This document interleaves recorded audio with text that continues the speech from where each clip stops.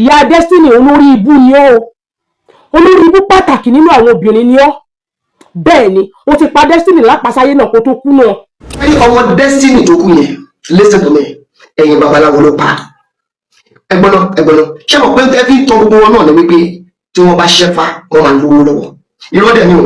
ẹ lọ ti ọmọ yẹn sílé babaláwo ṣé yẹn wá di solution àtúrí Destiny níbi tó ti ń jẹ ẹbu lóríṣiríṣi ṣé yẹn kò tó nǹkan tó ń pààyàn kí ni wọ́n ń gúpọ̀ tí wọ́n ń dà sí lọ́wọ́ tó ń jẹ kí ló ń jẹ kí lẹ̀ ń gúpọ̀ fún.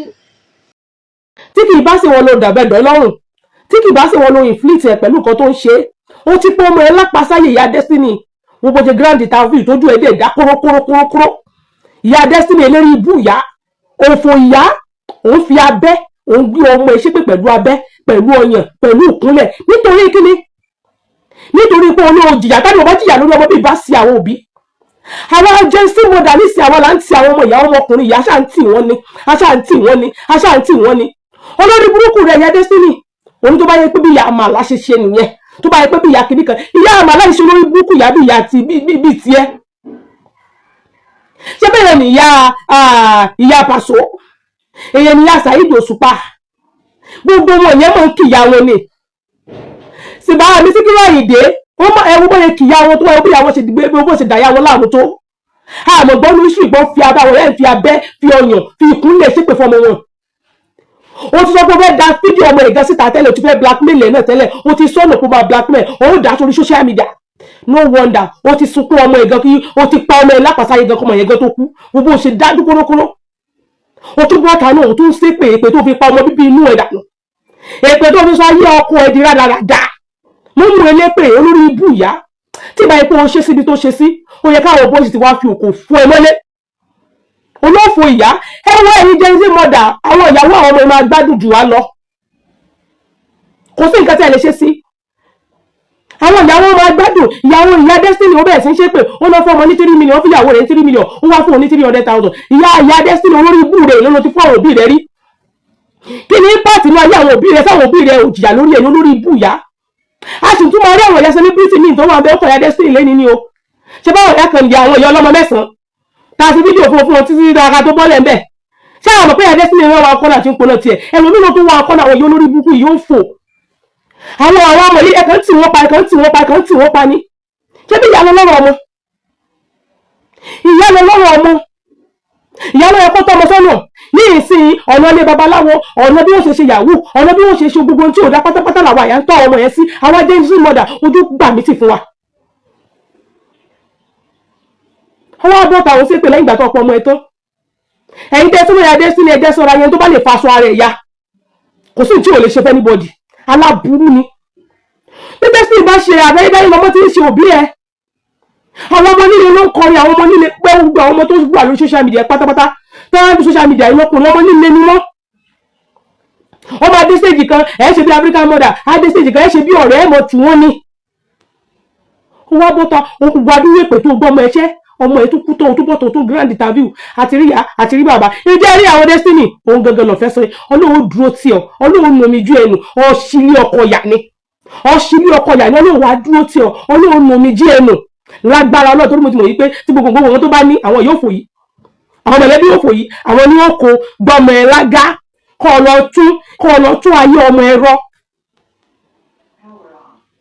ìyá Destiny yóò fò ó ṣe bí tó ṣe sí ni kálíbù gidi ló ṣe sí ni nítorí ṣe yẹn ò ní mú jẹ iye olórí ibú yóò fò. kò sí abiyamọ tó máa gbọ́ sórí ọ̀rọ̀ Destiny ọmọ Destiny boy yẹn tó máa mójú kúrò ń bẹ̀ gbogbo abiyamọ lára ń ta mo dé orí Facebook ti kún mo wá wò pé ṣé àkọ́kọ́ tí ọmọ kékeré máa kọ́kọ́ kú lélẹ̀ ọmọ ò ní tọwọ́ wa kú ògo ìdílé wa ò ní tọwọ́ wa kú Ọlọ́run ò ní lò wá láti pa iná ògo ìdílé wa ọmọ tó máa gbórúkọ ìyá àti bàbá jáde nínú ẹbí wa nínú ilé wa nínú ayé wa ò ní kú lójú wa láṣẹ Èdùmàrè gbogbo ọmọ tàbí kò sí kankan tá máa mọ sàárè wọn gbogbo ọmọ wa la máa jèrè àwítọ́ ìyá Destiny ní àwọn tó bá ń fọmọ ohun thread ó ní nǹkan tó ṣẹlẹ̀ sí Destiny ló máa ṣẹlẹ̀ sí wọn ta ló ń fọmọ ẹ̀ thread ta ló ń fi ọmọ ẹ̀ thread mí mọ́ bí tọmọ yìí ti yàn tó lọ yàn lọ́wọ́ àwọn ìran méjèèjì tó ti yàn àtúgbọ́ ti bàbá náà tí bàbá náà tún ti ń kígbe mọ́tò Destiny wà níbì kan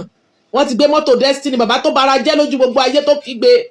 Tí wọ́n bá mú yín dáadáa àti bàbá àti ìyá, ẹ máa jẹ́wọ́ nǹkan tẹ́ ṣe fún Destiny. Ẹ máa jẹ́wọ́ nǹkan tẹ́ ṣe fọ́mọ yín, ẹ máa jẹ́wọ́ àrà tẹ́ fọ́mọ yẹn dá. Ẹ̀ṣẹ̀ tó ṣẹ̀yìn gan ó yà lọ́dọ̀ yín. Torí ẹni tó mú Destiny sọ́dọ̀ nígbà tó wà kékeré ti jáde. Ìyẹn lọ́dọ̀ lọmọ yẹn wà, bàbá ẹ̀ ló tún wá mú débi pé ọlọ́pàá bá wọn dá sí. Ẹ mú ọmọ yẹn títí ẹ mú sẹ́nu kú, ẹ ṣàfẹ́ jẹ níbi tẹ́ ẹ ṣe sí. Eléyìí ò dáa. Gbogbo ẹ̀yin abiyamọ tẹ́ wà láyé tẹ́ ti bímọ. Ẹ máa gbárùkù tàwọn ọmọ yín. Ẹ dìde tàwọn ọmọ yín, kò ṣe pé owó nìkan ni kẹ́ máa worship lára ọmọ yín. Táwọn ọmọ yín bá ti mú 1 naira 2 naira wá, ó ti di wípé ó ti dolú ọmọ, ó ti di pé kẹ́ máa worship ẹ̀. Ẹ lọ ti ọmọ yẹn sílé babaláwo. Ṣé yẹn wá di solution? Àtúrí Destiny níbi tó ti ń jẹ ẹbu lóríṣiríṣi. Ṣé yẹn kò tó nǹkan tó ń pààyàn? Kí ni wọ́n ń gúpọ̀ tí wọ́n ń dà sí lọ́wọ́ tó ń jẹ? Kí ló ń jẹ? Kí lẹ̀ ń gúpọ̀ fún? It is well. Asọ̀yẹ adúró ná. Abiyamọ tó lọ ń grant interview. Tó lọ ń grant interview níjọ́ kejì tọmọ ẹ̀ sùn lẹ̀. Tẹ lọ ń grant interview níjọ́ kejì tọmọ yín sùn lẹ̀ tí ò tí wọnú sáré. Ta ló yẹ kó máa sọ pé kò tiẹ̀ tí lè réyàn kankan sójú bí òṣèyìn? Ó pakasọ o. Eléyìí pakasọ o. Àwọn abiyamọ generation tá a wà yìí. Àwọn grandmother 35 years. Ẹ̀yin grandma tẹ́ tí ìwọ 40. Ó ṣe báyìí láwọn ìyá wa ṣe ẹ ṣe eré.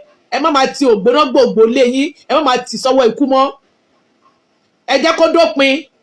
Láì jẹ́ bá máa bẹ̀rẹ̀ sí máa gbé yín sìn, wọ́n á máa gbé yín. Bẹ́ẹ̀ ni, wọ́n á máa gbé yín. Tẹ́ bá ti bímọ, ó ti dọmọ gbogbo àgbáyé. Gbogbo owó tọmọ yìí náà ná, òkìkí ọmọ yìí, inú ayé ló ti ní, kò ń ṣẹ̀yìn lẹ́dà lókòwò. Kò dẹ̀ ṣẹ̀yìn lẹ fún lówó iṣẹ́. Kò dẹ̀ ṣẹ̀yìn lẹ sọ́dọ̀ lọ́lá.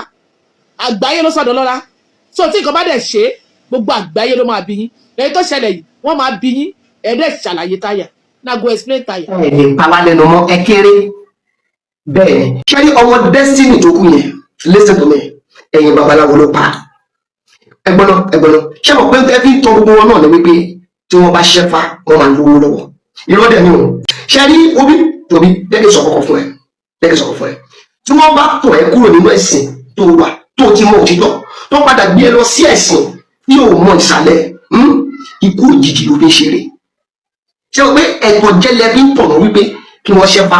Nígbà tí wọ́n bá wá ṣẹ́fà tán ẹ wá àwọn náà máa rò pé báwọn ti ṣẹ́fà tán ó yẹ kí ọ̀nà ńlá fún wọn. Ẹ wá lọ wá oṣúlẹ̀ gbígbóná ẹ wá gbélé wọn lọ́wọ́. Àwọn ṣẹ́tẹ̀yìn ò lè lò ẹ gbélé wọn lọ́wọ́ káwọn ọmọ yẹn lọ lò ó. Nígbà táwọn ọmọ yẹn bá lówó torí bí i 200 million àti 200 million àti 50 million àti 20 million ẹ pè wọn ẹ gba 5 million lọ́wọ́ ẹ fi ayé tí wọn ẹ fi bí ìdájẹ́ tí yín ẹ dẹ̀ ń pa wọn ológun. A ní Nàìjíríà yìí kò lè dáa. Wọ́n wípé àwọn táwọn wà Nàìjíríà gan ìkànnì wa. Nàìjíríà kọ borí àwa là ń para wa ní Nàìjíríà yìí. So ìwọ ló gbọ́dọ̀ jẹ́ tọ́ka ẹ̀. Ìdí ẹ̀ tí mo fi sọ fún ẹnìyẹn Bíbélì wípé ìwọ yóò mọ òtítọ́ ó ní òtítọ́ yóò sọ ẹ́ dòmìnira. Ẹ wo Destiny Boy ṣe ó ṣẹ́fà. Fídíò kan wà ṣẹ́gẹ́tì mi fídíò kan wà tó ń jà rẹ̀ tí mo wọ́n ti rí o níbi tí wọ́n ti ń bu olóògbóná fún ṣẹ́gẹ́tì mi. Let me tell you something. Sórí tí n bá sọ̀rọ̀ fún ẹ sórí ìwọ òbí máa ń la ojú ẹ méjèèjì sílẹ̀ kọ́kọ́ ló ọmọ ẹ lọ́wọ́. Gbogbo òbí ó gbọ́dọ̀ wọ́n bí tí àwọn ọmọ ẹ̀ ń gbé ẹsẹ̀ sí ẹ̀ wọ́n bí sórí ohun tí wọ́n sọ fún ẹ yìí ọ̀pọ̀lọpọ̀ òbí ó kọ̀ fẹ́ máa jẹun ọmọ wọn rẹ́dí láti ṣiṣẹ́. Bẹ́ẹ̀ ẹ̀yin ènìyàn tó bá ti ń pùṣì babaláwo jù apádà gbé tó máa pa ilẹ̀ lọ́wọ́. Tó bá pùṣì àfáàjù agbé tó máa pa ilẹ̀ lọ́wọ́. Kódà tó bá pùṣì wòlíì gan jù agbé tó máa pa ilẹ̀ lọ́wọ́.